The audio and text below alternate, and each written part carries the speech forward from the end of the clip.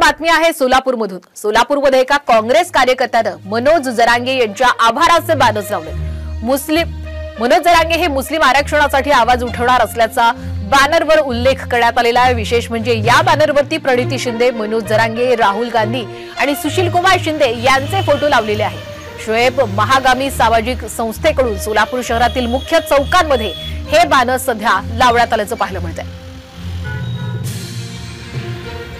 सोलापूरमध्ये एका काँग्रेस कार्यकर्त्याने मनोज जरांगे यांच्या आभाराचे बॅनर्स लावले।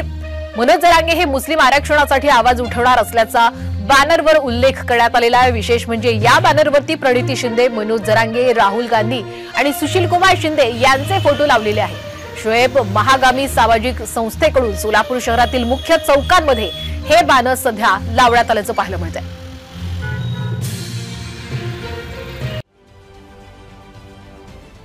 महाराष्ट्रातील सर्व बातम्यांचे विश्वासार्ह व्यासपीठ,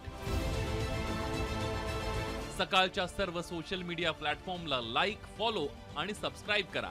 तसंच सर्व नोटिफिकेशनसाठी बेल आयकॉन प्रेस करायला विसरू नका।